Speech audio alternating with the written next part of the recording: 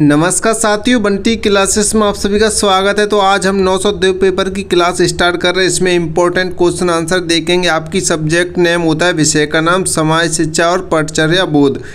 MP DElEd द्वितीय वर्ष वालों की सब्जेक्ट है। जो 902 पेपर होता है वो आपका 70 नंबर का होता है। इसमें पासिंग के लिए आपको 28 नंबर लाने होते हैं। पेपर सॉल्व करने के लिए आपको 3 घंटे का समय मिलता है। ठीक है, तो इसमें हम सिर्फ और सिर्फ इम्पोर्टेंट क्वेश्चन आंसर देखेंगे। पेपर के अकॉर्डिंग जैसे पेपर आता है वैसे इसमें हम क्वेश्चन आंसर सॉल्व करेंगे। ठीक है, तो एक एक करके सारे क्वेश्चन आंसर कराएंगे आपको, इम्पोर्टेंट जो भी हैं आपके। और तो अभी तक आपने इस क्लास को लाइक नहीं किया है तो लाइक कर देना, और बंटी क्लास यूट्यूब चैनल को सब्सक्राइब कर देना अगर अभी तक नहीं किया है तो। और मैं आपको एक इम्पोर्टेंट जानकारी दे दूं, अगर आप एमपी डीएलएड की सभी विषयों को नोट्स लेना चाहते हैं तो आप व्हाट्सअप मैसेज कर सकते हैं। आपको नंबर दिखाई दे रहा है 72 40 28 72 81। इस नंबर पर आप व्हाट्सअप मैसेज करके नोट्स परचेस कर सकते हैं। नोट्स में आपको इम्पोर्टेंट क्वेश्चन आंसर मिलेंगे जिन्हें पढ़कर आप अच्छी परसेंटेज बना सकते हैं। कम समय में नोट्स पढ़ सकते हैं। नोट्स सरल और आसान भाषा में लिखे गए हैं। ठीक है, तो चलिए क्वेश्चन स्टार्ट कर रहे हैं। तो पहला क्वेश्चन देखें, शांति निकेतन की स्थापना की गई थी। तो शांति निकेतन की स्थापना किसके द्वारा की गई? तो टैगोर द्वारा की गई थी। ठीक है, इसका राइट आंसर हो जाएगा टैगोर द्वारा। बी ऑप्शन इसका राइट आंसर हो जाएगा। ठीक है, नेक्स्ट क्वेश्चन की तरफ बढ़ते हैं। तो थोड़ी यहाँ पे व्याख्या देखें। अगर आपसे लिखने के लिए बोलता है इस क्वेश्चन को तो यहाँ पे व्याख्या देखें। शांति निकेतन की स्थापना रविंद्रनाथ टैगोर ने की थी। किसने की थी? रविंद्रनाथ टैगोर ने की थी। उन्होंने प्रकृति के बीच शिक्षा देने की नई पद्धति शुरू की थी इसमें। ठीक है, अगर आपसे लिखने के लिए बोलता है 1 नंबर में 2 नंबर में तो आप ये लाइन लिख सकते हैं, आपको नंबर मिल जाएगा। नेक्स्ट क्वेश्चन देखते हैं। नेक्स्ट क्वेश्चन कह रहा है मनुष्य की अंतर्निहित पूर्णता को अभिव्यक्त करना ही शिक्षा है। तो यह परिभाषा किसने दी थी? तो यह परिभाषा विवेकानंद ने दी थी। ठीक है, किसने दी थी? विवेकानंद ने दी थी। तो आराम से सारे क्वेश्चनों को करेंगे, अच्छे से पढ़ते चले। अगर आपसे लिखने के लिए बोलता है तो आप ये लिख सकते हैं, यह परिभाषा स्वामी विवेकानंद की है। उनके अनुसार शिक्षा का काम बच्चे के अंदर छिपी हुई क्षमता को क्या है? बाहर लाना है। ठीक है, लिखने के लिए आप ये लिख सकते हैं, व्याख्या में समझ सकते हैं। नेक्स्ट क्वेश्चन की तरफ बढ़ते हैं। नेक्स्ट क्वेश्चन क्या कह रहा है? पहले क्वेश्चन पढ़ते हैं उसके बाद आंसर देखेंगे। भारत में मानव अधिकार आयोग का गठन किया गया था। भारत में मानव अधिकार आयोग का गठन कब किया गया था ये आपको बताना। ठीक है, तो आपको 4 ऑप्शन दिए गए, इनमें से एक ऑप्शन आपका सही होगा, जो कि वो ऑप्शन क्या होगा आपका 1993 है। द ऑप्शन इसका राइट आंसर हो जाएगा। यहाँ पे व्याख्या देख सकते हैं। भारत में राष्ट्रीय मानव अधिकार आयोग की स्थापना 1993 में की गई थी। ठीक है, 1993 में हुई थी। सारे क्वेश्चनों के आंसर देखे, इनमें से काफ़ी क्वेश्चन आपको देखने को मिलेंगे, आपके एग्जाम में रिपीट होंगे काफ़ी क्वेश्चन। ठीक है, मुदालियर कमीशन की स्थापना कब की गई? तो सन 1952 में की गई थी। ठीक है, क्लियर। मुदालियर कमीशन की स्थापना कब की गई थी? 1952 में। ठीक है, यहाँ पे और देखें लिखने के माध्यम से, यानी मुदालियर आयोग 1952 में बना था, जिसने माध्यमिक शिक्षा सुधार के सुझाव दिए थे। जिसमें क्या दिया था? माध्यमिक शिक्षा सुधार के सुझाव दिए थे मुदालियर आयोग में, जो 1952 में बना था। क्लियर। लाइक करो भाई, लाइक नहीं आ रहे हैं आप लोगों के। ठीक है, लाइक करो। आपके जरिए आप जो कमेंट करते हैं, आपकी क्लासेस रेगुलर आ रही हैं, आपके लिए मेहनत करके क्लासेस ला रहे हैं, आप लाइक तो कर सकते हैं। कम से कम शेयर करो क्लास को और कमेंट करो। ठीक है, शिक्षण के भाग बताइए। तो शिक्षण के कितने भाग होते हैं? शिक्षण के 3 भाग होते हैं। ठीक है, शिक्षण के भाग हैं 3। कौन कौन से यहाँ पे देखेंगे? शिक्षण के 3 मुख्य भाग होते हैं, स्मरण शिक्षण, बोध शिक्षण और चिंतन शिक्षण। ठीक है, ये आपके 3 भाग हो जाएंगे शिक्षण के। क्लियर। ये सारे PDF आपको नोट्स में मिल जाएंगे। अब आपके रिक्त स्थानों की पूर्ति करें। रिक्त स्थान वाले क्वेश्चन देखेंगे व्याख्या सहित, यहाँ पे देखेंगे। तो क्वेश्चन कह रहा है बालकों के बीच, इंपॉर्टेंट क्वेश्चन है, काफ़ी बार पूछा गया है। बालकों के बीच मूंछों वाली माँ के नाम से प्रसिद्ध शिक्षक है। बालकों के बीच मूंछों वाली माँ किसे कहते हैं? आप सभी को पता होगा, नहीं पता है तो यहाँ पे देख ले, इंपॉर्टेंट क्वेश्चन है, काफ़ी बार पूछा गया है। ठीक है, मूंछों वाली माँ किसे कहते हैं? गीजूभाई बधेका को कहते हैं। ठीक है, गीजूभाई बधेका मूंछों वाली माँ के नाम से प्रसिद्ध है। ठीक है, अब ये क्यों कहते हैं यहाँ पे देखेंगे, थोड़ी व्याख्या समझाएंगे। अगर आपसे लिखने के लिए बोले तो गीजूभाई बच्चों से बहुत प्यार करते थे, उन्हें डांटते नहीं थे। ठीक है, उन्हें डांटते नहीं थे और माँ जैसी ममता से पढ़ाते थे, इसलिए बच्चे उन्हें प्यार से क्या बोलते थे? मूंछों वाली माँ। वो माँ की तरह उन्हें बच्चों को संभालते थे, माँ की तरह प्यार करते थे। वो माँ हो गई, लेकिन वो एक इंसान था, आदमी था, इसलिए उनकी क्या थी, मूंछें थी, तो इसलिए उनका नाम क्या पड़ गया था, मूंछों वाली माँ। तो मूंछों वाली माँ किसे कहते हैं, गीजूबाई को कहते हैं। ठीक है, क्लियर, इतना याद रखेंगे। वे बच्चों को कहानी और खेल से पढ़ाते थे, जिससे बच्चे डरते नहीं थे। ठीक है, नेक्स्ट क्वेश्चन देखें। नेक्स्ट क्वेश्चन कह रहा है सूचना का अधिकार अधिनियम सन में पारित हुआ था। तो सन 2005 में पारित हुआ था। कब हुआ था, सन 2005 में पारित हुआ था सूचना का अधिकार अधिनियम। ठीक है, व्याख्या सहित समझें क्यों। इस कानून से नागरिक सरकार से जानकारी मांग सकते थे। ठीक है, कोई व्यक्ति पूछ सकता है सड़क बनाने में कितना पैसा खर्च हुआ, उदाहरण के तौर पर आप ये देख सकते हैं। ठीक है, नेक्स्ट क्वेश्चन देखें। नेक्स्ट क्वेश्चन कह रहा है बचपन बचाओ आंदोलन का आरंभ किसके द्वारा किया गया था। बचपन बचाओ आंदोलन का आरंभ किसके द्वारा किया गया था, तो कैलाश सत्यार्थी के द्वारा किया गया था। इसका राइट आंसर क्या हो जाएगा, कैलाश सत्यार्थी। ठीक है, क्यों किया गया था वो यहाँ पे देखेंगे। उन्होंने बाल मजदूरी के खिलाफ आंदोलन शुरू किया और बच्चों को स्कूल भेजने के लिए क्या किया था, काम किया था। ठीक है, इसलिए आरंभ किया गया था बचपन बचाओ आंदोलन का आरंभ। ठीक है, किसके द्वारा, कैलाश सत्यार्थी के द्वारा। उदाहरण में आप देख सकते हैं उन्होंने कई बच्चों को कारखानों से छुड़ाकर पढ़ाई दिलवाई थी। ठीक है, नेक्स्ट क्वेश्चन देखें। भारतीय शिक्षा आयोग 1964-1966 के अध्यक्ष कौन थे, doctor Daulat Singh Kothari. Right answer क्या हो जाएगा, डॉक्टर दौलत सिंह कोठारी। उन्हीं के नेतृत्व में शिक्षा सुधार की बड़ी रिपोर्ट बनी, जिसे कोठारी आयोग रिपोर्ट कहा गया। ठीक है, शिक्षा सुधार की जो रिपोर्ट बनी उसे क्या कहते थे, कोठारी आयोग रिपोर्ट। ये कोठारी आयोग रिपोर्ट के कौन अध्यक्ष थे, दौलत सिंह कोठारी। ठीक है, इतना ध्यान रखेंगे और अच्छे से आपको नोट्स में पढ़ लें, नोट्स परचेज जरूर कर लें। इसी आयोग ने सुझाव दिया कि शिक्षा सबके लिए क्या रहेगी, कैसी रहेगी, समान रहेगी। ठीक है, समान होनी चाहिए। नेक्स्ट क्वेश्चन देखें। नेक्स्ट क्वेश्चन कह रहा है कुछ करना या क्रिया करने की क्षमता ही ज्ञान है। कुछ करना या क्रिया करने की क्षमता ही ज्ञान है। यह कथन किसका है, तो यह कथन अरस्तु का है। ठीक है, किसका है, अरस्तु का। थोड़ा यहाँ पे उदाहरण सहित समझेंगे। अरस्तु का मानना था कि केवल जानकारी होना ज्ञान नहीं है, ज्ञान वही है जिसे हम व्यवहार में लागू कर सकते हैं। ठीक है, आपको किसी चीज़ की जानकारी है ये आपका ज्ञान नहीं है, लेकिन आप अपने व्यवहार में जो ज्ञान दिखाते हैं, लागू करते, वही आपका ज्ञान है। ठीक है, उदाहरण के तौर पे आप देख सकते हैं तैरना किताब से पढ़ना जानकारी है, लेकिन पानी में तैरना क्या है, ज्ञान है। आपने तैरना तो सीख लिया कि कैसे तैरा जाता है पानी के अंदर। अगर आप तैरना नहीं जानते तो आपके अंदर कोई ज्ञान नहीं है, ओनली जानकारी है। ठीक है, क्लियर, आप समझ सकते हैं। नेक्स्ट क्वेश्चन देखते हैं। अब आपके क्वेश्चन स्टार्ट होते हैं लिखने वाले, एक वाक्य वाले। ठीक है, एक वाक्य में ये क्वेश्चन पूछे गए हैं आपसे पहले भी, तो लिखने वाले क्वेश्चनों की बात करेंगे। बस आप बंटी क्लासेस यूट्यूब चैनल को सब्सक्राइब कर दो और क्लास को शेयर कर दो सभी जगह। ठीक है, रेगुलर आपकी क्लासेस आपको मिलती रहेंगी। 8 PM डेली आपको देखना है। ठीक है, 8 PM शाम को डेली आपको देखना है। फर्स्ट ईयर वालों की अलग चलेगी, सेकंड ईयर वालों की अलग चलेगी एक ही टाइम पर 8 PM। ठीक है, आप लोग 8 PM बिना कहीं जुड़ जाएं, देखें क्लास को। तो प्रयोगशाला स्कूल किसने प्रारंभ किया था, प्रयोगशाला जो स्कूल की जो शुरुआत थी वो किसने की थी, जॉन डीवी ने की थी। ठीक है, उन्होंने ऐसा स्कूल बनाया जहां बच्चे प्रयोग करके क्या करते थे, सीखते थे, केवल किताब से नहीं। ठीक है, प्रयोग करके सीखा जाता था प्रयोगशाला स्कूल में। ठीक है, इसकी शुरुआत किसने की थी, तो जॉन डीवी ने की थी। क्लियर। तो दूसरा क्वेश्चन पढ़ाने से पहले मैं आपको नंबर नोट करा देता हूँ। नोट्स के लिए आप नोट्स जरूर परचेज कर लें। नोट्स में ये सारे क्वेश्चन आंसर आपको मिल जाएंगे इंपॉर्टेंट। 72 40 28 72 81। ठीक है, ये नंबर है व्हाट्सअप नंबर, तो नोट्स परचेज कर लो। इनके अलावा और भी नोट्स आपको मिल जाएंगे। ठीक है, ये नोट्स तो आपको मिलेंगे इजी लैंग्वेज में, और भी आपको नोट्स मिल जाएंगे जिनमें इंपॉर्टेंट क्वेश्चन आंसर होंगे। ठीक है, तो नेक्स्ट क्वेश्चन हमारा कह रहा है नागरिकों के मूल कर्तव्यों की संख्या कितनी है। नागरिकों के मूल कर्तव्यों की संख्या कितनी है, तो नागरिकों के मूल कर्तव्यों की संख्या कितनी है, 11 है। ठीक है, कितनी है, 11। उदाहरण से देखें, संविधान का सम्मान करना भी एक मूल कर्तव्य होता है। ठीक है, नेक्स्ट क्वेश्चन देखें। नेक्स्ट क्वेश्चन कह रहा है शिक्षा में निस्यंदन यानी कि छनन सिद्धांत के प्रतिपादक कौन थे। शिक्षा में निस्यंदन सिद्धांत के प्रतिपादक लॉर्ड मैकाले थे। ठीक है, लॉर्ड मैकाले थे। उनका मानना था कि पहले बच्चे पहले उच्च वर्ग को पढ़ाओ फिर ज्ञान नीचे तक पहुंचेगा। ठीक है, पहले उच्च वर्ग को पढ़ाओ फिर ज्ञान नीचे तक पहुंचेगा। क्लियर।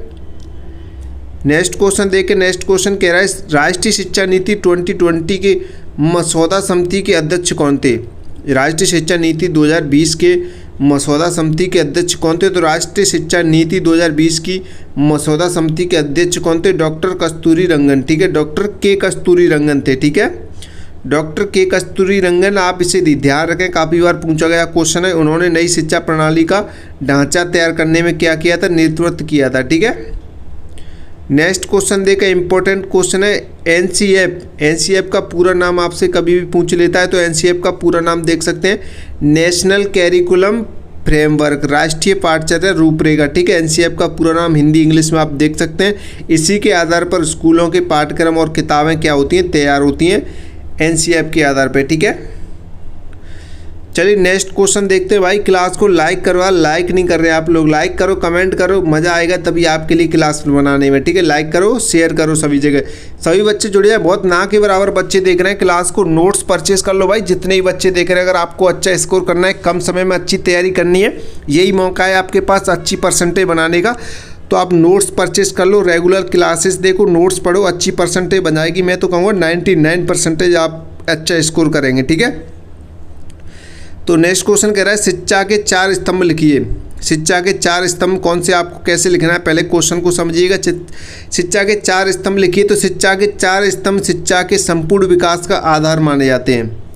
शिक्षा के 4 स्तंभ शिक्षा के संपूर्ण विकास के क्या माना जाता है, आधार माना जाता है। तो समझेंगे पहला जो स्तंभ है वो क्या है, जानना सीखना। ठीक है, जानना सीखना, इसका अर्थ है ज्ञान प्राप्त करना, समझ विकसित करना और सोचने की क्षमता बढ़ाना। यानी कि बच्चा, यहाँ पे थोड़ा हाइड हो गया, बच्चा विज्ञान पकड़कर प्रकृति को क्या करता है, समझता है। ठीक है, दूसरा आप देखेंगे करना सीखना।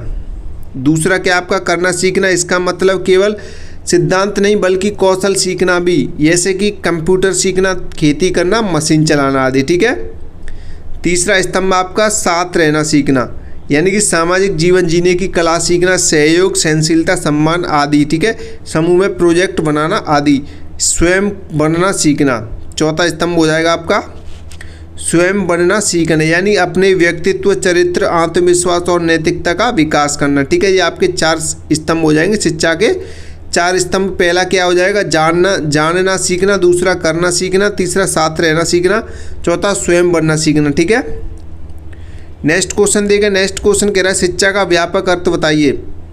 शिक्षा का व्यापक अर्थ क्या होता है आपको बताना। ये सारे महत्वपूर्ण प्रश्न उत्तर हैं भैया, याद करें, ध्यान से अच्छे से पढ़े, एक बार में समझ आ जाए, क्योंकि बहुत इजी सरल लैंग्वेज में लेके आए हैं। ठीक है, तो शिक्षा का व्यापक अर्थ है जीवन भर चलने वाली सीखने की क्या है, प्रक्रिया। यह केवल स्कूल तक सीमित नहीं होती है बल्कि जन्म से लेकर कब तक चलती है, मृत्यु तक चलती है। शिक्षा का व्यापक अर्थ समझिएगा, जीवन भर चलने वाली सीखने की प्रक्रिया यह केवल स्कूल तक सीमित नहीं होती है बल्कि जन्म से मृत्यु तक चलती रहती है। जब सीखना यानी कि जीवन भर सीखना, आप कुछ ना कुछ सीखते रहते हैं, जब तक आप मर नहीं जाओगे तब तक आप सीखते ही रहोगे। ठीक है, मृत्यु तक चलती है। तो व्यापक शिक्षा के स्रोत आप देख सकते हैं, आपको सीखना कहाँ से मिलता है, परिवार से, समाज से, अनुभव से, प्रकृति से। ठीक है, आप कहीं ना कहीं से कुछ ना कुछ सीखते रहते हैं, मीडिया, सारी जगह से। जैसे माँ से शिष्टाचार सीखना, बाजार से गणित सीखना, यात्रा से भूगोल सीखना, और ये सब क्या है, यही सब तो शिक्षा है भैया, यही सब क्या है, शिक्षा है। ठीक है, नेक्स्ट क्वेश्चन देखें। शिक्षा के 4 सामान्य उद्देश्य। शिक्षा के 4 सामान्य उद्देश्य आपको बताने। तो शिक्षा के सामान्य उद्देश्य समाज और व्यक्ति दोनों के विकास से जुड़े होते हैं। शिक्षा के जो सामान्य उद्देश्य हैं वो समाज और व्यक्ति किससे, दोनों से जुड़े होते हैं। ठीक है, कौन कौन से वो 4 सामान्य उद्देश्य तो देखें।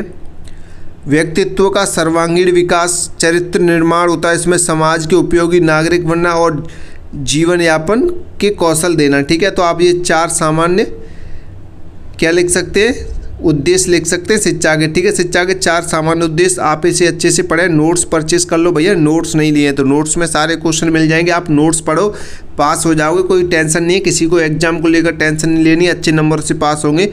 इंपॉर्टेंट क्वेश्चन आंसर है भाई नोट्स में। ठीक है, शिक्षा के आदर्शवादी मूल्य।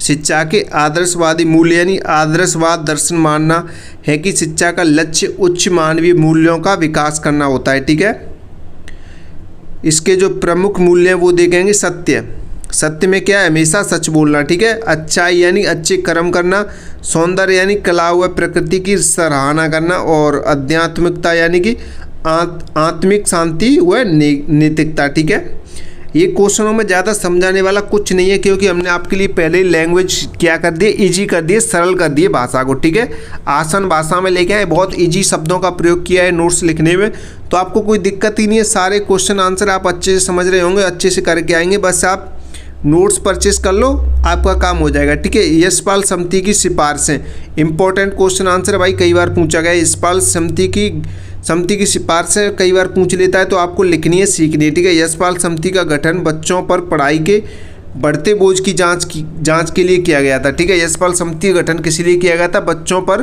पढ़ाई के बढ़ते बोझ की जाँच करने के लिए किया गया था। तो इसकी जो मुख्य सिफारिश है उनके बारे में बात करेंगे। तो यशपाल समिति की जो मुख्य सिफारिश है वो देखेंगे। मुख्य सिफारिश है, किताबों का बोझ कम किया जाए। ठीक है, यशपाल समिति कहती है किताबों का बोझ कम किया जाए, रटने वाली शिक्षा हटा दी जाए, समझ आधारित पढ़ाई होनी चाहिए, गतिविधि आधारित शिक्षण होना चाहिए, और परीक्षा प्रणाली सरल बनाए। ठीक है, कठिन नहीं होनी चाहिए, परीक्षा प्रणाली सरल होनी चाहिए। यानी मुख्य विचार था कि शिक्षा आनंददायक हो, बोझ नहीं। ठीक है, बच्चे शिक्षा को कैसे करें, आनंददायक तरीके से सीखें, बोझ ना समझें शिक्षा को। ठीक है, नेक्स्ट क्वेश्चन देखें। नेक्स्ट क्वेश्चन कह रहा है आकलन से क्या आशय है। आकलन से क्या आशय है, यानी आकलन का अर्थ समझें। सबसे पहले विद्यार्थी की सीखने की स्थिति का मूल्यांकन करना ही आकलन कहलाता है। ठीक है, विद्यार्थी की सीखने की स्थिति का मूल्यांकन करना ही आकलन कहलाता है। आकलन के उद्देश्य देखेंगे, तो आकलन के उद्देश्य देखें।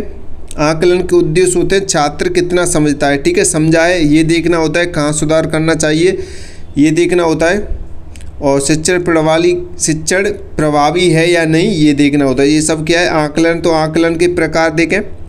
आकलन आप किस तरीके से कर सकते हैं, आकलन देखें। मौखिक प्रश्न, यानी कि आप प्रश्न पूछ सकते हैं स्टूडेंट से डायरेक्ट क्लास में। एक आपका ये प्रकार हो जाएगा। लिखित परीक्षा, यानी परीक्षा टेस्ट वगैरह लेकर आप पूछ सकते हैं, प्रोजेक्ट वगैरह से आप पूछ सकते हैं, व्यवहार निरीक्षण कर सकते हैं। ये क्या है, आकलन के प्रकार हैं। ठीक है, नेक्स्ट क्वेश्चन देखें। नेक्स्ट क्वेश्चन कह रहा है रूसो के अनुसार शिक्षा के उद्देश्य समझाइए। रूसो के अनुसार शिक्षा के उद्देश्य आपको बताने, तो रूसो के अनुसार शिक्षा का मुख्य उद्देश्य बच्चों का प्राकृतिक और स्वतंत्र और संतुलित विकास करना है। रूसो के अनुसार शिक्षा का जो मुख्य उद्देश्य है वो क्या है, बच्चों का प्राकृतिक, स्वतंत्र और संतुलित विकास करना है। वे कृत्रिम और दबाव वाली शिक्षा के विरोध थे। ठीक है, विरोधी थे। क्लियर। रूसो के मुख्य शैक्षिक उद्देश्य देखें, तो रूसो के मुख्य शैक्षिक उद्देश्य होंगे, पहला होगा प्राकृतिक विकास। प्राकृतिक विकास कैसे होगा, बच्चों को प्रकृति के अनुसार बढ़ने देना चाहिए। बच्चों को प्रकृति के अनुसार बढ़ने देना चाहिए, यानी शिक्षा उसकी उम्र और क्षमता के अनुसार होनी चाहिए। यानी कि छोटे बच्चों पे ज़्यादा बोझ ना डालें, छोटे बच्चों की शुरुआत ऐसे ही करनी चाहिए, खेल खेल में। ठीक है, तो प्रकृति के अनुसार, उनकी उम्र के अनुसार ही शिक्षा देनी चाहिए छोटे बच्चों को। यानी छोटे बच्चों को खेल खेल में पढ़ाना चाहिए, कठिन किताबों नहीं देनी चाहिए। ठीक है, प्राकृतिक विकास ऐसे होगा। ये पहला पॉइंट हो गया आपका, मुख्य उद्देश्य हो जाएगा। ठीक है, दूसरा देखें स्वतंत्रता का विकास। स्वतंत्रता का विकास यानी बच्चे को स्वतंत्र वातावरण मिले ताकि वह स्वयं सीख सके। अधिक रोक टोक से उसकी क्या है, सोच रुक जाती है। ठीक है, ज़्यादा रोक टोक नहीं होनी चाहिए बच्चे पे, स्वतंत्रता होनी चाहिए बच्चे को, वो अपने स्वयं सीख सके। ठीक है, अपने अकॉर्डिंग, अपने अनुसार ही सीखे वो, आप उसे ज़्यादा रोके टोके नहीं। ठीक है, क्लियर। तीसरा आपका हो जाएगा अनुभव द्वारा सीखना। अनुभव द्वारा सीखना, इसमें रूसो मानते थे कि अनुभव सबसे बड़ा शिक्षक है, केवल किताबों से शिक्षा अधूरी होती है। ठीक है, अनुभव द्वारा सीखना, अनुभव क्या है, सबसे बड़ा शिक्षक होता है। अनुभव से ज़्यादा सीखा जाता है किताबों के अकॉर्डिंग। ठीक है, जैसे खेती के बारे में पढ़ने से अच्छा है खेत में जाकर सीखना। आप खेती के बारे में क्या करते हैं, आप खेती कैसे करना है आप ये पढ़ तो सकते हैं, लेकिन इससे इतना नहीं सीख पाएंगे जितना आप खेत में स्वयं जाकर करके सीखेंगे। ठीक है, क्लियर। अनुभव द्वारा करके सीखना। चौथा हो जाएगा आपका इंद्रियों का विकास। इसमें क्या होगा, उन्होंने कहा कि पहले इंद्रियों यानी देखना, सुनना, छूना को विकसित करो, तभी सच्चा ज्ञान मिलेगा। ठीक है, क्लियर। ये आपके 4 हो जाएंगे। अब इसका सार देखें। रूसो के अनुसार शिक्षा का लक्ष्य विद्वान बनना नहीं है, बल्कि स्वाभाविक, स्वतंत्र और संतुलित मनुष्य बनना है। ठीक है, क्लियर। अथवा में आप देख सकते हैं जॉन डीवी के अनुसार शिक्षा के उद्देश्य, पहले हमने रूसो के अनुसार पढ़े थे, अब जॉन डीवी के अनुसार के जॉन डीवी क्या कहते हैं। ठीक है, जॉन डीवी कहते हैं शिक्षा को जीवन की प्रक्रिया मानते हैं। जॉन डीवी शिक्षा को जीवन की क्या मानते हैं, प्रक्रिया मानते हैं। तो इसके मुख्य उद्देश्य देखेंगे जॉन डीवी के अनुसार। जॉन डीवी कहते हैं कि शिक्षा को क्या करना चाहिए, करके सीखना चाहिए, यानी बच्चा काम करके सीखता है जॉन डीवी के अकॉर्डिंग। ठीक है, दूसरा आपका समस्या समाधान क्षमता, यानी शिक्षा बच्चे को समस्या हल करना सिखाएं। ठीक है, शिक्षा बच्चे को समस्या हल करना सिखाएं। तीसरा हो जाएगा आपका लोकतांत्रिक नागरिक बनाना, यानी शिक्षा से सहयोग, चर्चा और सहनशीलता विकसित होनी चाहिए। चौथा आपका जीवन उपयोगी शिक्षा होनी चाहिए, शिक्षा जीवन से जुड़ी होनी चाहिए, केवल परीक्षा के लिए नहीं होनी चाहिए। ठीक है, उदाहरण देखें आप, विज्ञान प्रयोगशाला में प्रयोग करके सीखना। नेक्स्ट क्वेश्चन देखें। नेक्स्ट क्वेश्चन क्या कह रहा है, शैक्षिक अवसरों की समानता की आवश्यकता समझाइए। शैक्षिक अवसरों की समानता की आवश्यकता आपको बतानी, यानी समान अवसर का मतलब, समान अवसर का मतलब हर बच्चे को शिक्षा कैसी मिलनी चाहिए, समान मिलनी चाहिए, समान अधिकार मिले, चाहे वो गरीब हो चाहे अमीर हो, लड़का हो लड़की हो, किसी में कोई तरह का भेदभाव नहीं होना चाहिए, किसी भी तरह का। सभी को शिक्षा कैसी मिलनी चाहिए, समान मिलनी चाहिए, समान अवसर प्राप्त होने चाहिए हर एक बच्चे को, चाहे वो लड़की हो लड़का हो कोई भी हो। ठीक है, इस चीज़ों में जेंडर मैटर नहीं करता है। अब इसकी आवश्यकता देखें, आवश्यकता क्यों है। सामाजिक न्याय, यानी कि सभी को समान अवसर मिलने से समाज में क्या होता है, भेदभाव कम होता है। क्लियर। प्रतिभा का विकास, यानी कि कई प्रतिभाशाली बच्चे गरीब के कारण पढ़ नहीं पाते हैं, समान अवसर उन्हें आगे बढ़ाते हैं। ठीक है, जैसा होता है कि कई बच्चे जो गरीब बच्चे होते हैं उनमें भेदभाव किया जाता है, अगर भेदभाव नहीं किया जाएगा, उन्हें समान अवसर मिलेंगे तो वो भी आगे बढ़ेंगे, जो प्रतिभा उनके अंदर छिपी होती है वो बाहर आएगी। ठीक है। तीसरा देखें, गरीबी हटाने में मदद। गरीबी हटाने में मदद, यानी शिक्षा रोजगार दिलाती है और जीवन स्तर सुधारती है। क्लियर। चौथा देखें, लोकतंत्र की मजबूती, यानी शिक्षित नागरिक सही निर्णय लेते हैं जिससे देश कैसा बनता है, मजबूत बनता है। ठीक है, अगर आप शिक्षित रहेंगे तो कोई भी आपको बेवकूफ़ नहीं बना पाएगा, आप अच्छे निर्णय ले सकते हैं। अगर आप शिक्षित हैं तो सही तरीके से, तो आप सही निर्णय ले सकते हैं, जैसे सरकार द्वारा छात्रवृत्ति और निःशुल्क शिक्षा देना। क्लियर। अब नेक्स्ट क्वेश्चन देखते हैं। नेक्स्ट क्वेश्चन कह रहा है, शिक्षा में गुणवत्ता के संकेतक। शिक्षा में गुणवत्ता के संकेतक आपको बताने, यानी गुणवत्ता शिक्षा की पहचान निम्न बातों से होती है। ठीक है, गुणवत्ता शिक्षा की पहचान कैसे होती है वो आपको बतानी, संकेत बताने। शिक्षा में गुणवत्ता के संकेत कौन कौन से वो आपको बताने, यानी गुणवत्ता शिक्षा की पहचान निम्न बातों से आप कर सकते हैं। तो कौन कौन सी बातों से होती है, प्रशिक्षित और कुशल शिक्षक। ठीक है, समझ आधारित पढ़ाई है, रटनी नहीं चाहिए। आप क्वेश्चन जो भी आप क्वेश्चन कर रहे हैं, नोट्स पढ़ रहे हैं, तो उन्हें समझ के पढ़ें। ठीक है, रटने नहीं है आपको, मैं आपको बता दूं, रटोगे तो भूल जाओगे जल्दी। पर्याप्त संसाधन, किताब है, लैब, लाइब्रेरी, आपको सारी चीज़ें मिल रही हैं नोट्स में, PYQ वगैरह सारी चीज़ें देखो। ऑब्जेक्टिव वीडियो क्लासेस भी आप देख लें। ठीक है, पहले ही अपलोड है, प्ले लिस्ट में जाएँ, ऑब्जेक्टिव वाली क्लासेस जरूर देख लेना। सब्जेक्टिव आपकी डेली आ रही हैं 8 PM। ठीक है, विद्यार्थियों का व्यवहारिक विकास और अच्छे शैक्षिक परिणाम। ठीक है, तो ये 5 पॉइंट आप इसमें लिख सकते हैं आराम से, और थोड़ा सरल शब्दों में आप समझ सकते हैं। जब शिक्षा बच्चे को समझदार, कुशल और संस्कारी बनाती है तो वही गुणवत्ता पूर्ण शिक्षा है। ठीक है, अगर आपको शिक्षा समझदार बना देती है, कुशल बना देती है, संस्कारी बना देती है, तो आप मतलब गुणवत्तापूर्वक शिक्षित हो जाते हैं। ठीक है। नेक्स्ट क्वेश्चन देखें। नेक्स्ट क्वेश्चन कह रहा है, ज्ञान की विशेषताएं लिखिए। ज्ञान की विशेषताएं, ज्ञान की प्रकृति और गुण निम्न प्रकार होते हैं। ज्ञान की विशेषताएं लिखिए, तो ज्ञान की प्रकृति और गुण निम्न प्रकार के होते हैं। कौन कौन से होते हैं देखेंगे।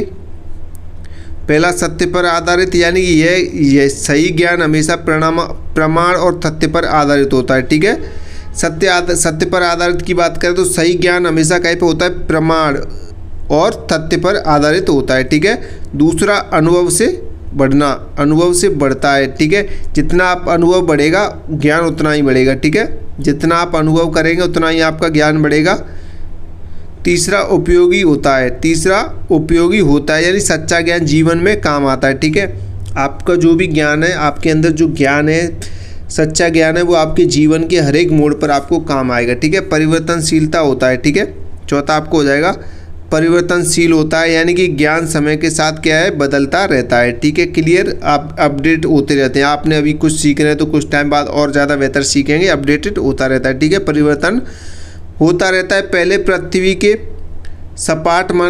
को सपाट माना जाता था, बाद में वैज्ञानिक ज्ञान से पता चला कि वह गोल है। ठीक है, यानी ज्ञान क्या है, परिवर्तन होता रहता है आपके अंदर भी। आज आप कुछ सीख रहे हैं, अभी मैं आपको शॉर्ट पढ़ा रहा हूँ, इनको थोड़ा और डिटेल से भी आप पढ़ सकते हैं तो और आपके अंदर ज्ञान आ जाएगा, इन्हीं क्वेश्चनों का अपडेटेड हो जाएंगे आप। परिवर्तनशील होता है ज्ञान। ठीक है, क्लियर।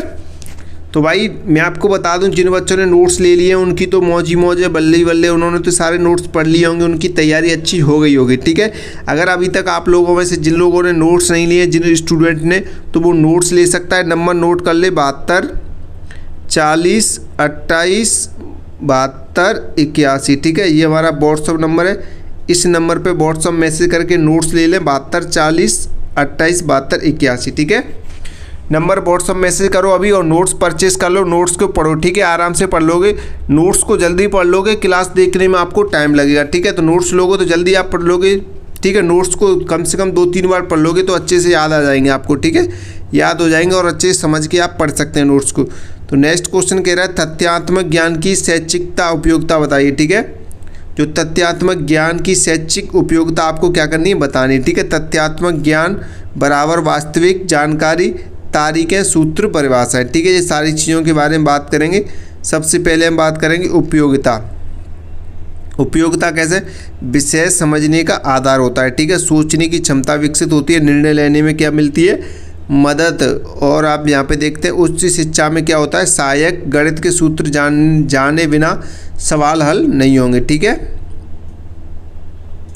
नेक्स्ट क्वेश्चन देखते हैं। नेक्स्ट क्वेश्चन कह रहा है एनसीएफ 2005 के मुख्य उद्देश्य लिखिए। एनसीएफ 2005 के मुख्य उद्देश्य लिखिए। एनसीएफ की फुल फॉर्म देखेंगे, नेशनल कैरिकुलम फ्रेमवर्क 2005। ठीक है, नेशनल कैरिकुलम फ्रेमवर्क 2005 भारत की शिक्षा व्यवस्था को सुधारने के लिए बनाया गया एक पाठ्यक्रम ढांचा है। ये एनसीएफ 2005 क्या है, भारत की शिक्षा को सुधारने के लिए बनाया गया एक पाठ्यक्रम क्या है, ढांचा है। ठीक है, चलिए इसके मुख्य उद्देश्य देखेंगे। एनसीएफ 2005 के जो मुख्य उद्देश्य हैं उनमें से पहला उद्देश्य है रटने की शिक्षा खत्म करना। इसका जो मुख्य मेन उद्देश्य है वो है रटने की शिक्षा को क्या है, खत्म करना। इसमें समझ आधारित शिक्षा पर क्या देना चाहिए, जोर देना चाहिए। ठीक है, समझ आधारित पढ़ाई पर जोर देना चाहिए। बच्चा केंद्रित शिक्षा यानी कि शिक्षा शिक्षक नहीं बल्कि बच्चे के अनुसार होनी चाहिए। ठीक है, शिक्षा कैसी होनी चाहिए, बच्चों के अकॉर्डिंग होना चाहिए। ठीक है, गतिविधि आधारित सीखना चाहिए यानी प्रयोग, खेल, चर्चा से सीखना चाहिए। ठीक है, बहुत ही सरल आसान पॉइंट है, आप इन्हें एक बार 2 बार पढ़ोगे आराम से याद हो जाएंगे। जीवन से जुड़ा ज्ञान यानी पढ़ाई का संबंध वास्तविक जीवन से होना चाहिए। समान और समावेशी शिक्षा यानी हर वर्ग के बच्चों को समान अवसर मिलने चाहिए। भाई मैं आपको एक चीज़ और क्लियर कर देता हूँ, ये सारे के सारे मैं आपको शॉर्ट नोट्स करा रहा हूँ, जल्दी आप याद कर लें, समझ लें। इनके अकॉर्डिंग ही आपको और ज़्यादा पॉइंट बना के एग्जाम में लिखने हैं। ठीक है, तभी आप पास हो पाओगे अच्छे नंबरों से। नेक्स्ट क्वेश्चन देखेंगे एनसीएफ 2005 के 2 सिद्धांत लिखिए। ठीक है, एनसीएफ 2005 के 2 सिद्धांत पूछ रहा है। तो पहला सिद्धांत आपका हो जाएगा ज्ञान का निर्माण बच्चा स्वयं करता है। पहला सिद्धांत हो जाएगा ज्ञान का निर्माण बच्चा स्वयं करता है, यानी कि शिक्षक इसमें क्या करता है, मार्गदर्शक होता है। शिक्षक इसमें क्या होता है, मार्गदर्शक होता है। ठीक है, बच्चे का मार्गदर्शन करता है कि कैसे क्या करना है। दूसरा सिद्धांत देखेंगे कि सीखना अनुभव आधारित होना चाहिए। एनसीएफ 2005 का दूसरा सिद्धांत कहता है कि सीखना अनुभव आधारित होना चाहिए। वास्तविक जीवन अनुभव से ज्ञान स्थायी बनता है। वास्तविक जीवन अनुभव से ज्ञान स्थायी बनता है। ठीक है, शिक्षा के लिए विद्यालय का महत्व समझाइए। शिक्षा के लिए विद्यालय का महत्व आपको बताना है। तो विद्यालय शिक्षा का संगठित और औपचारिक केंद्र होता है। विद्यालय शिक्षा का क्या होता है, संगठित और औपचारिक केंद्र होता है। तो विद्यालय का महत्व जानेंगे, पॉइंट के माध्यम से जानेंगे, बस आपको पॉइंट को अच्छे से पढ़ना है। ठीक है, तो यहाँ पे हम बात कर रहे हैं विद्यालय के महत्व की, यानी पहला जो पॉइंट है आपका व्यवस्थित ज्ञान।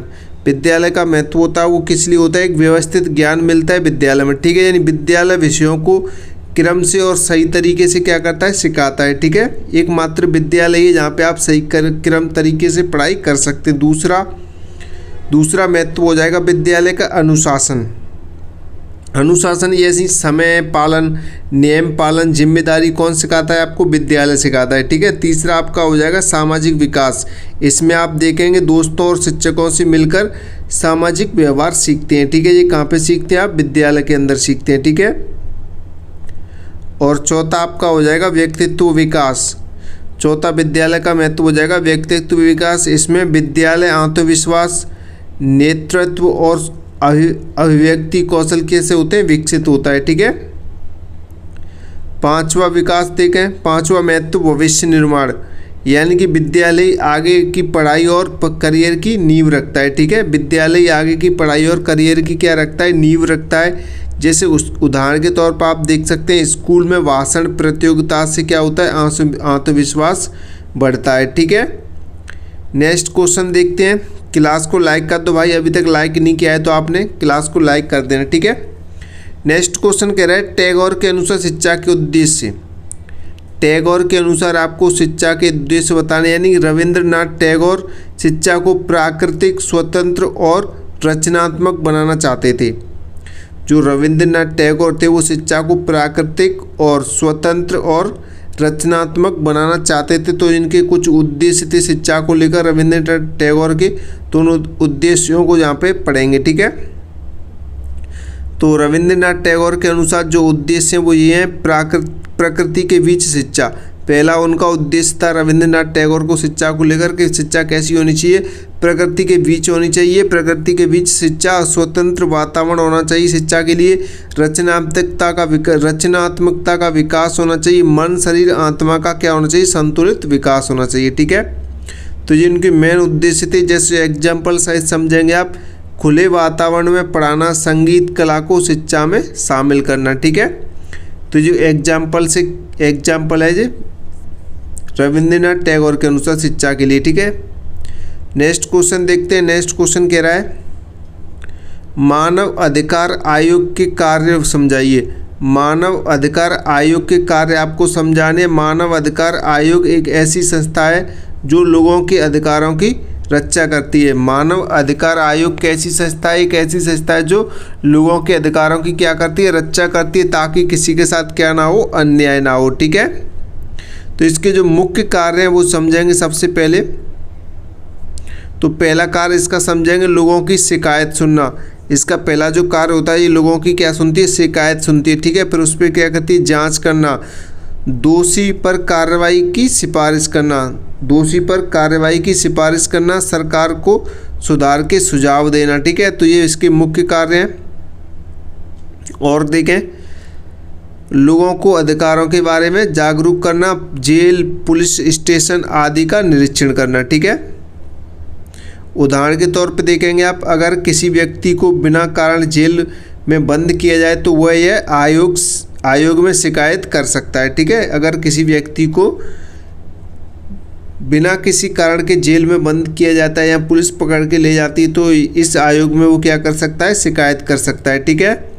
तो मैं आपको एक जानकारी दे देता हूँ, इम्पोर्टेंट जानकारी भैया। और अच्छी तैयारी करना चाहते हैं आप MP DLED एग्जाम की, सेकेंड ईयर वाले जितने भी स्टूडेंट हैं, फर्स्ट ईयर वाले, तो आप नोट्स ज़रूर परचेस कर लें। नोट्स के लिए आप नंबर नोट करें यहाँ पे 72 40 28 72 81, ये हमारा व्हाट्सअप नंबर है। आप एक बार नंबर नोट कर लें, 72 40 28 72 81। इस नंबर पे आप व्हाट्सअप मैसेज करें, सर हमें नोट्स परचेस करनी है, तो आप नोट्स परचेस कर लो। मैं तो आपसे यही कहूँगा, अगर आप नोट्स पढ़ते हैं तो ज़्यादा बेटर रहेगा आपके लिए। बाकी आप लोगों की मर्जी, आपको क्या करना है, ठीक है। कम समय में आप नोट्स पढ़ लो, अच्छे से पढ़ लोगे और क्लासेस देख लो, आपका रिवीजन हो जाएगा तो आपकी तैयारी एकदम बेस्ट हो जाएगी, ठीक है। बाकी सारी चीज़ हम आपको बताएंगे कैसे क्या करना है। तो नेक्स्ट क्वेश्चन की बात करें तो क्लास को लाइक कर दो, जिन स्टूडेंट ने लाइक नहीं किया और चैनल को भी सब्सक्राइब कर देना आगे की न्यू अपडेट्स और नई जानकारी और नई क्लासेस के लिए, ठीक है। तो नेक्स्ट क्वेश्चन कह रहा है भारतीय संविधान की प्रस्तावना लिखिए। भारतीय संविधान की प्रस्तावना लिखनी है आपको, अर्थ सहित लिखनी है, ठीक है। यानी संविधान की प्रस्तावना देश का परिचय और उद्देश्य बताती है। संविधान की जो प्रस्तावना है वो क्या बताती है, देश का परिचय और उद्देश्य बताती है, ठीक है। तो इसकी जो मुख्य बात है उनको देखेंगे। तो कौन कौन सी मुख्य बात है। सबसे पहले भारत क्या है, स्वतंत्र है यानी संप्रभु है, ठीक है। भारत एक स्वतंत्र है, सभी धर्म समान है भारत के अंदर, यानी धर्मनिरपेक्ष देश है भारत, और जनता सरकार चुनती है, इसमें लोकतंत्र है और सभी को न्याय, स्वतंत्रता और समानता मिलती है, ठीक है, भारत के अंदर। तो ये मुख्य बात है भारत देश की, आप समझ रहे हैं। इसको थोड़ा और सरल तरीके से समझ सकते हैं। प्रस्तावना बताती है कि भारत कैसा देश है, प्रस्तावना बताती है कि भारत कैसा देश है और नागरिकों को क्या अधिकार मिलते हैं भारत के अंदर, ठीक है। नेक्स्ट क्वेश्चन देखते हैं। नेक्स्ट क्वेश्चन कह रहा है राष्ट्रीय शिक्षा नीति 1986 के प्रमुख गुण लिखिए। राष्ट्रीय शिक्षा नीति 1986 के प्रमुख गुण कौन से आपको बताने। यह नीति देश में शिक्षा सुधारने के लिए बनाई गई थी, ठीक है। यह नीति देश में शिक्षा सुधारने के लिए बनाई थी कि राष्ट्रीय शिक्षा नीति 1986 किस लिए बनाई गई थी, देश की जो शिक्षा है उसको सुधारने के लिए बनाई गई थी। तो इसकी जो विशेषताएं वो देखते हैं। राष्ट्रीय शिक्षा नीति 1986 की विशेषताएं, सभी बच्चों को क्या मिले, शिक्षा मिलनी चाहिए। लड़कियों की शिक्षा पर क्या जोर दिया जाना चाहिए। गरीब और पिछड़े वर्ग को मौका मिलना चाहिए। रोजगार से जुड़ी शिक्षा होनी चाहिए ताकि बच्चे पढ़ लिख के भी भटके ना, ठीक है। शिक्षक प्रशिक्षण में सुधार हो और विज्ञान और तकनीक पर ध्यान दिया जाना चाहिए, ठीक है। और यहाँ पे उदाहरण के तौर पर आप देखेंगे स्कूलों में मुफ्त किताब और भोजन देना ताकि गरीब बच्चे भी पढ़ सकें, ठीक है। क्लियर। तो आप इन्हें अच्छे से पढ़ें, इन क्वेश्चन को, नोट्स में सारे क्वेश्चन आपको मिल जाएंगे। नेक्स्ट क्वेश्चन कह रहा है औपनिवेशिक कालीन शिक्षा की प्रमुख विशेषताएं। औपनिवेशिक कालीन शिक्षा की प्रमुख विशेषताएं यानी कि ब्रिटिश शासन के समय शिक्षा का उद्देश्य भारतीयों को नौकरी के लिए तैयार करना था। जो ब्रिटिश शासन था तब जो शिक्षा का जो मेन उद्देश्य था क्या था, वो भारतीयों को नौकरी के लिए क्या करना था, तैयार करना था, ठीक है। अब इसकी जो विशेषता है वो देखेंगे। पहली विशेषता है अंग्रेजी भाषा पर जोर देना, ठीक है। रटकर पढ़ाई, भारतीय संस्कृति की अनदेखी, शिक्षा केवल अमीरों तक सीमित थी, ठीक है। ये किसकी विशेषता है, कौन सी शिक्षा की, औपनिवेशिक कालीन शिक्षा की, ठीक है। जो ब्रिटिश शासन में चलती थी, ब्रिटिश समय में, उस वाली शिक्षा के उद्देश्य है ये, ठीक है, विशेषताएं। उदाहरण के तौर पर आप यहाँ पे देखेंगे छात्रों को सिर्फ परीक्षा पास करना सिखाया जाता था, जीवन कौशल नहीं सिखाया जाता, ठीक है, उस समय ब्रिटिश वाले समय, ठीक है। नेक्स्ट क्वेश्चन देखते हैं। नेक्स्ट क्वेश्चन कह रहा है ज्ञान और सूचना में अंतर बताइए। ज्ञान और सूचना क्या होता है, इसमें आपको अंतर बताना है। तो सबसे पहले हम देखते हैं सूचना क्या होती है। सूचना क्या होती है, सबसे पहले ये जानेंगे कि सूचना होती क्या है। सूचना का मतलब है साधारण जानकारी या तथ्य, या सिर्फ बताती है तथ्य। सूचना का क्या मतलब है, साधारण जानकारी या तथ्य है, ठीक है। साधारण जानकारी या तथ्य है सूचना का अर्थ, ठीक है। मतलब यह सिर्फ बताती है कि क्या है, लेकिन क्यों और कैसे नहीं, ये नहीं बताती, ठीक है। ये क्या सूचना क्या बताती है, ये सूचना यह सिर्फ यह बताती है कि ये क्या है, कि ये क्या है, लेकिन क्यों और कैसे नहीं बताती, ठीक है। क्यों और कैसे नहीं बताती, ओनली बताती है कि ये क्या है, ठीक है। तो इसको समझते हैं थोड़ा। जैसे पानी 100 डिग्री सेल्सियस पर उबलता है, ठीक है। पानी 100 डिग्री सेल्सियस पर उबलता है, तो यह क्या है, एक सूचना है, लेकिन ये नहीं बता रही कि कैसे क्या होती है, ठीक है। ये सूचना हो जाएगी आपकी। अब थोड़ा ज्ञान के बारे में समझते हैं कि ज्ञान क्या है, ठीक है। तो ज्ञान समझेंगे। ज्ञान क्या होता है, ज्ञान का मतलब है समझ प्लस अनुभव और कारण। ज्ञान का क्या मतलब है, समझ प्लस अनुभव और कारण। समझ भी होनी चाहिए, अनुभव भी होनी चाहिए, कारण भी होना चाहिए, ठीक है। ज्ञान हमें यह समझने में मदद करता है कि चीज़ें क्यों होती हैं और उनका उपयोग कैसे करना चाहिए, ठीक है। तो यहाँ पे आप उदाहरण समझेंगे। जब आप समझ जाते हैं कि पानी 100 डिग्री सेल्सियस पर क्यों उबलता है और इसका उपयोग खाना बनाने में कैसे होता है, तो ये क्या है, यही आपका ज्ञान है, ठीक है। आपको सारी जानकारी मिल जाती है कि पानी कैसे उबलता है, क्यों उबलता है और इसका उपयोग कैसे किया जाता है, तो ये आपका ज्ञान हो जाएगा, ठीक है। अच्छे से पढ़ें आप इनको और इनमें अंतर समझेंगे। सूचना और जानकारी में, सूचना और ज्ञान में अंतर देखेंगे। इधर सूचना है, इधर ज्ञान है, दोनों में मुख्य अंतर सरल भाषा में, ठीक है। तो सूचना क्या है? सिर्फ जानकारी। सूचना मात्र सिर्फ जानकारी है, लेकिन ज्ञान क्या है? समझ के साथ जानकारी है। यानी जानकारी के साथ साथ आपके अंदर क्या होनी चाहिए? समझ होनी चाहिए, तो क्या हो जाएगा? ज्ञान हो जाएगा। अगर आपके अंदर आपको बस सिर्फ जानकारी है तो क्या है? सूचना है ओनली। यदि याद की जा सकती है तो क्या है? सूचना है। समझ कर सीखी जाती है तो ज्ञान है।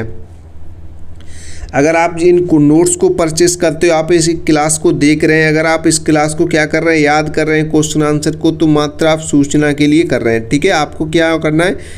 याद करना है और एग्जाम में लिखना है, तो ये आपकी क्या है? सूचना है। अगर आप इन्हीं क्वेश्चन आंसर को अच्छे से समझ कर सीखते हैं, फिर कुछ और शब्द अपनी तरफ से जोड़कर एग्जाम में लिखते हैं, तो ये आपका ज्ञान हो जाएगा। आपको एक्स्ट्रा नंबर भी मिलेगा और एग्जामिनर भी खुश होगा, ठीक है। और इसमें अंतर समझे सूचना और ज्ञान में। जल्दी भूल जाते हैं, सूचना को आप जल्दी भूल जाओगे क्योंकि ये रटी जाती है। अभी आप जो क्लास देख रहे हो उसे जल्दी भूल जाओगे। अगर आप ऐसे ही रटोगे तो ये सूचना हो जाएगी, लंबे समय तक याद रहेगी। यानी कि आप इसे समझकर पढ़ रहे हैं तो आपको लंबे समय तक ये क्वेश्चन आंसर याद रहेंगे, ठीक है। सोच की ज़रूरत नहीं होती है सूचना में, सोच और अनुभव जरूरी होता है ज्ञान में, ठीक है। छोटा सा सूत्र याद रखने के लिए, सूचना क्या है और ज्ञान क्या है, ज्ञान क्यों और कैसे, ठीक है। नेक्स्ट क्वेश्चन की तरफ बढ़ते हैं। नेक्स्ट क्वेश्चन कह रहा है पाठचर्या और पाठ्यक्रम में अंतर बताइए। तो पाठचर्या क्या होती है और पाठ्यक्रम क्या होता है, दोनों में आपको अंतर बताना है। तो सबसे पहले हम देखेंगे पाठ्यक्रम होता क्या है, ठीक है। पाठ्यक्रम को समझेंगे, उदाहरण से समझेंगे पाठ्यक्रम को। पाठ्यक्रम का मतलब है किसी विषय में क्या क्या पढ़ाया जाएगा। पाठ्यक्रम का क्या मतलब है? किस विषय में क्या क्या पढ़ाया जाएगा, यानी अध्यायों या टॉपिक की सूची, ठीक है। अध्याय या टॉपिक की सूची। जैसे उदाहरण से समझेंगे, जैसे गणित की किताब में अध्याय 1 में जोड़ पढ़ाया जाएगा, अध्याय 2 में घटाव, यह गणित का पाठ्यक्रम होगा, ठीक है। क्लियर, समझ में आ गया। अब बात करें पाठचर्या की। पाठचर्या क्या होती है? पाठचर्या पूरी शिक्षा योजना होती है। पाठचर्या क्या होती है? पूरी शिक्षा योजना होती है। इसमें पढ़ाई के साथ साथ यह भी शामिल होता है। क्या शामिल होता है? यहाँ पे देखेंगे आपका खेल, प्रोजेक्ट, नैतिक शिक्षा गतिविधियाँ, परीक्षा पद्धति और आपकी शिक्षण तरीका, ठीक है। और आपका क्या हो जाएगा? शिक्षण तरीका, ठीक है। ये सारी चीज़ें इसमें शामिल होती हैं। यानी स्कूल का पूरा साल का जो प्लान होता है, पढ़ाई, खेल, सांस्कृतिक कार्यक्रम, ठीक है। ये क्या है? ये पाठचर्या होगी आपकी, ठीक है। पूरा कार्यक्रम आपका साल का क्या हो जाएगा? पाठचर्या हो जाएगी। और पाठ्यक्रम आपका ओनली बुक से संबंधित होगा, यानी किताब, उसमें आप कैसे क्या पढ़ते हैं, ठीक है। गणित की किताब होगी, जोड़ घटाव, अध्याय 1 में जोड़ पढ़ने हैं आपको, फिर गुणा पढ़ने हैं। तो ये सारी चीज़ें आपकी एक बुक तक सीमित रहती हैं, वो पाठ्यक्रम हो जाएगा। लेकिन पूरी पाठचर्या आपकी पूरी साल का जो प्लान रहता है कि आपको पढ़ना, खेलना, सांस्कृतिक कार्यक्रम जो भी रहता है, वो पूरा एक क्या रहता है? पाठचर्या रहता है, ठीक है। क्लियर। क्लास को लाइक करो भाई, लाइक बहुत कम आ रहे हैं, ठीक है। लाइक करो और चैनल को सब्सक्राइब कर दो जिन्होंने अभी तक सब्सक्राइब नहीं किया है। और बंटी क्लासेस के नोट्स परचेस कर लो एक बार, और नंबर नोट कर लो। जो बच्चे नहीं जुड़े हैं वो 72 40 28 72 81, ये हमारा व्हाट्सअप नंबर है। आप इस नंबर पे व्हाट्सअप मैसेज करके नोट्स परचेस कर सकते हैं, इंपॉर्टेंट क्वेश्चन आंसर जिन्हें पढ़कर आप अच्छी तैयारी कर सकते हैं MP DL सेकेंड ईयर की, ठीक है। तो अब हम इसमें अंतर देखेंगे। आपने समझाया था कि पाठ्यक्रम क्या होता है, पाठचर्या क्या होती है। अब इसमें मुख्य अंतर देखेंगे, ठीक है, तालिका के अनुसार। यानी कि जो पाठ्यक्रम होता है वो केवल विषय होता है, आपकी कोई सी विषय हो सकती है। पाठचर्या होती है वो पूरी शिक्षा योजना होती है, ठीक है। और जो पाठ्यक्रम होता है वो सीमित होता है और पाठचर्या आपकी व्यापक होती है। क्लियर। और क्या पढ़ना है, ये क्या होता है? आपका पाठ्यक्रम होता है। और कैसे और क्यों पढ़ना है, ये आपकी पाठचर्या होती है, ठीक है। किताब आधारित पाठ्यक्रम होता है, छात्र विकास आधारित पाठ्यचर्या होती है, ठीक है। याद रखनी है, यानी पाठ्यक्रम क्या हो? विषय सूची, और पाठचर्या आपकी पूरी शिक्षा प्रणाली होती है। ठीक है, कब से कब तक क्या क्या कैसे कैसे करना है आपको, किन किन चीज़ों को शामिल। ठीक है, सारी चीज़ें शामिल होती हैं वो पाठचर्या, ओनली विषय शामिल होती है उसे पाठ्यक्रम कहते हैं। ठीक है, थोड़ा और समझे, अंतिम समझ यानी दोनों भाग का सार समझे। सूचना बिना समझ की जानकारी है, ज्ञान समझ के साथ जानकारी है। ठीक है, सूचना बिना समझ की जानकारी है, ज्ञान समझ के साथ जानकारी है। पाठ्यक्रम पढ़ाई की सूची है, पाठचर्या पूरी शिक्षा योजना होती है। ठीक है, क्लियर। नेक्स्ट क्वेश्चन देखते हैं। नेक्स्ट क्वेश्चन क्या कह रहा है, श्री अरविंद घोष के शिक्षण विधि और शिक्षा संबंधी विचार बताने आपको। ठीक है, तो श्री अरविंद घोष के अनुसार शिक्षा के उद्देश्य की बात करें तो मनुष्य का पूरा विकास यानी शरीर, मन, बुद्धि और आत्मा। ठीक है, तो इनके जो मुख्य सिद्धांत हैं उनके बारे में यहाँ पे देखेंगे।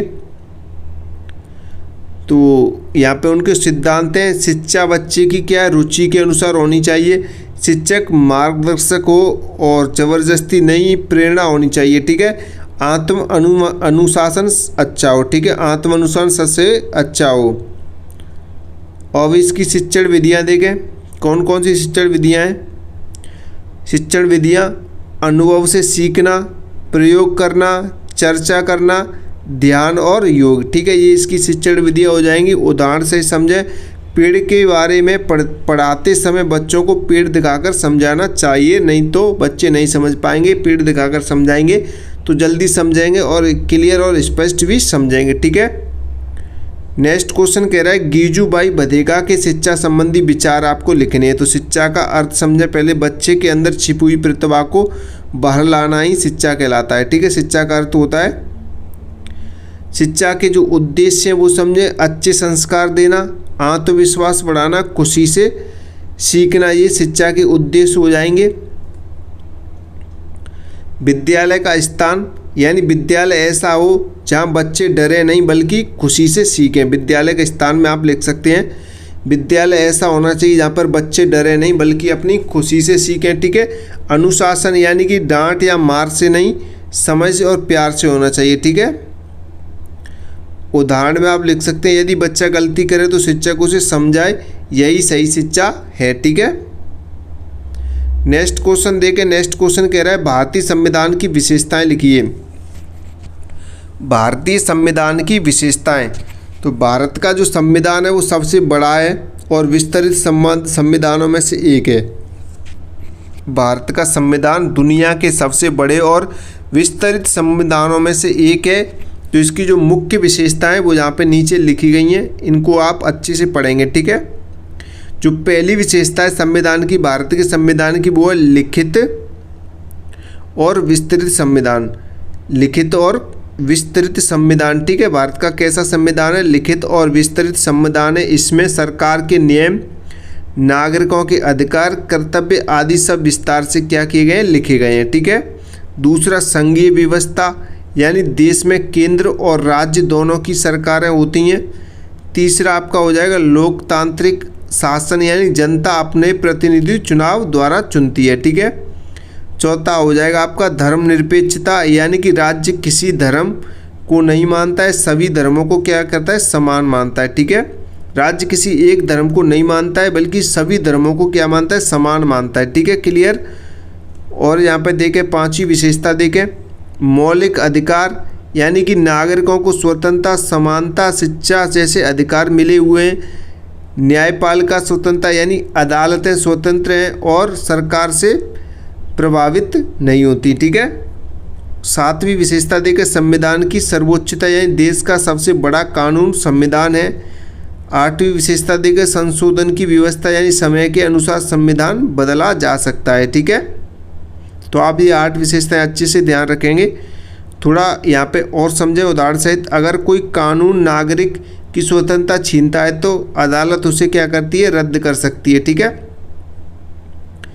नेक्स्ट क्वेश्चन देखें। नेक्स्ट क्वेश्चन कह रहा है बालकों के विधिक अधिकार। बालकों के विधिक अधिकार के बारे में आपसे क्वेश्चन कर लेता है कभी भी, तो आप यहाँ पे बालकों के विधिक अधिकार के बारे में जान सकते हैं, सीख सकते हैं। ठीक है, जानकारी ले सकते हैं। यानी बच्चों को कानून द्वारा कई अधिकार दिए गए हैं, बच्चों को कानून द्वारा कई अधिकार दिए गए हैं ताकि उनका सही विकास हो सके। ठीक है, बच्चों का, तो कौन कौन से अधिकार हैं उनके बारे में बात करेंगे। तो सबसे पहले जो है वो शिक्षा का अधिकार है, यानी 6 से 14 वर्ष तक के जो बच्चे हैं वो मुक्त शिक्षा मिलेगी सभी को, ठीक है। और दूसरा आपका अधिकार हो जाएगा शोषण से सुरक्षा, यानी बच्चों से मजदूरी या खतरनाक काम नहीं कराया जा सकता है। तीसरा आपका हो जाएगा स्वास्थ्य और पोषण का अधिकार, यानी कि सरकार टीकाकरण, आंगनवाड़ी, मध्याह्न भोजन जैसी योजनाएं चलाती है। और आपका चौथा हो जाएगा पहचान का अधिकार, यानी जन्म प्रमाण पत्र और नाम का अधिकार, ठीक है। तो आप ये पॉइंट ध्यान रख सकते हैं अच्छे से। और भी इसमें जो पॉइंट है वो आपको बता रहे हैं। सुरक्षा का अधिकार, यानी कि हिंसा, दुर्व्यवहार और तस्करी से सुरक्षा, ठीक है। अभिव्यक्ति का अधिकार, यानी बच्चे अपनी राय रख सकते हैं। उदाहरण के तौर पर आप यहाँ पे देखें, अगर कोई बच्चा फैक्ट्री में काम करता पकड़ा जाता है तो मालिक पर कानूनी कार्रवाई होती है, ठीक है। क्लियर। चलिए नेक्स्ट क्वेश्चन देखते हैं। नेक्स्ट क्वेश्चन कह रहा है शिक्षा की अपवंचना की समस्याओं को दूर करने के उपाय बताइए। शिक्षा की जो अपवंचना की समस्या है उनको दूर करने के कौन कौन से उपाय हैं वो आपको लिखने हैं। शिक्षा से वंचित होने की समस्याएं गरीबी, एक तो गरीबी, दूरी, भेदभाव आदि कारणों से होती है। इसे दूर करने के जो उपाय हैं वो नीचे निम्नलिखित दिए गए हैं, तो आप इन उपायों से आराम से समझ सकते हैं, इन्हें लिख सकते हैं, ठीक है। जैसे मुफ्त शिक्षा और किताबें, ठीक है। इसमें क्या होता है, गरीब बच्चों को आर्थिक सहायता मिलती है। मध्याह्न भोजन योजना, इसमें क्या होता है, स्कूल आने की प्रेरणा मिलती है, ठीक है। बच्चे भोजन मिलता है, जो गरीब बच्चे हैं वो स्कूल में ज़्यादातर शुरुआत करते हैं भोजन की वजह से करते हैं, ठीक है। बालिका शिक्षा अभियान, यानी कि लड़कियों को पढ़ने के लिए क्या देनी चाहिए, विशेष योजनाएं देनी चाहिए, ठीक है। चौथा पॉइंट देखें, ग्रामीण स्कूलों का निर्माण, यानी दूर गांव में स्कूल खोलना ताकि गांव के बच्चे अच्छे से पढ़ लिख सकें, ठीक है। अभिभावकों में जागरूकता, यानी माता पिता को शिक्षा का महत्व समझाना चाहिए ताकि वो अपने बच्चों को अच्छे से पढ़ा सकें, अच्छी शिक्षा दिला सकें। छठा देखें, ऑनलाइन शिक्षा की सुविधा, यानी दूर क्षेत्रों के बच्चों को भी पढ़ाई का मौका मिलना चाहिए, इसलिए ऑनलाइन शिक्षा का भी सुविधा होना चाहिए, ठीक है। उदाहरण में समझे, अगर गांव में स्कूल नहीं है तो बच्चे पढ़ नहीं पाते, वहाँ नया स्कूल खोलना समस्या का समाधान हो सकता है, ठीक है। क्लियर। नेक्स्ट क्वेश्चन की तरफ बढ़े। नेक्स्ट क्वेश्चन क्या कह रहा है, नेक्स्ट क्वेश्चन कह रहा है एक आदर्श शिक्षक के गुण आपको लिखने हैं। तो एक आदर्श शिक्षक वह होता है जो विद्यार्थियों का क्या करता है, मार्गदर्शन सही तरीके से करता है। उसके जो मुख्य गुण है वो नीचे दिए गए हैं, वो आपको पढ़ने हैं, ठीक है। एक आदर्श शिक्षक के गुण कौन कौन से होने चाहिए। एक आदर्श शिक्षक में गुण, एक अच्छे शिक्षक में गुण होने चाहिए। सबसे पहले ज्ञानवान होना चाहिए, यानी विषय का अच्छा ज्ञान हो, जो भी विषय वो पढ़ा रहा हो। दूसरा धैर्यवान होना चाहिए, यानी कमज़ोर छात्रों को भी प्यार से समझाए, ऐसा होना चाहिए, यानी डांटे नहीं, ठीक है। तीसरा ईमानदार और अनुशासित होना चाहिए, स्वयं उदाहरण बने, ठीक है। बच्चे उससे प्रेरित हों, वो भी एक ईमानदार है कि टीचर ईमानदार है, अनुशासित रहता है, तो बच्चे भी आपकी तरह ही सीखें, आपसे सीखें, आपको अपना एग्जाम्पल माने, प्रेरक माने, ठीक है। प्रेरणादायक होना चाहिए, यानी बच्चों को आगे बढ़ने के लिए उत्साहित करने वाला होना चाहिए, ठीक है। न्यायप्रिय, यानी कि सभी बच्चों से समान व्यवहार करने वाला होना चाहिए, सभी के साथ एक साथ व्यवहार और न्याय करने वाला होना चाहिए, ठीक है। सहानुभूतिशील, यानी कि बच्चों की समस्याएं समझने वाला टीचर होना चाहिए। रचनात्मक, यानी कि पढ़ने के नए नए तरीके अपनाने वाला होना चाहिए, ठीक है। एक ही तरीके से पढ़ाने वाला नहीं होना चाहिए। उदाहरण में देखें, जो शिक्षक कठिन विषय को कहानी या खेल के माध्यम से समझाता है वह बच्चों के लिए आदर्श शिक्षक होता है, ठीक है। तो ये एक आदर्श शिक्षक के गुण थे जो आपने अच्छे से पढ़े समझे, ठीक है।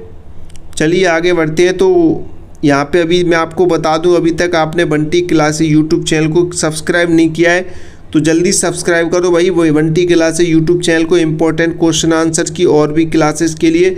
और मैं आपको बता दूं, अभी तक आपने बंटी क्लासेस का कोर्स परचेस नहीं किया है तो बंटी क्लासेस का कोर्स क्या है, परचेस कर लो, ठीक है। आपको स्क्रीन पर नंबर दिखाई दे रहा है 72 40 28 72 81, इस नंबर पर आपको व्हाट्सअप मैसेज करना है और आप नोट्स परचेस कर लेंगे, इंपॉर्टेंट क्वेश्चन आंसर जिन्हें याद करके, जिन्हें आप पढ़कर अच्छी परसेंटेज बना सकते हैं, अच्छे नंबरों से पास हो सकते हैं। ठीक है, सरल और आसान भाषा में नोट्स लिखे गए हैं, तो आप उन्हें परचेज कर लें, खरीद लें और अपनी तैयारी को बेहतर बना लें। ये आपके पास लास्ट साल है, लास्ट मौका है। ठीक है, परसेंटेज ज़रूरी है भैया। आप चाहे कोई डिग्री लो, चाहे डिप्लोमा लो, किसी भी एग्जाम की तैयारी करो, परसेंटेज जब तक अच्छी नहीं बनेगी आपके अंदर कॉन्फिडेंस नहीं आएगा और आपके घर वाले खुश नहीं होंगे। ठीक है, अच्छी परसेंटेज आपका कॉन्फिडेंस लेवल बढ़ाती है आगे के लिए।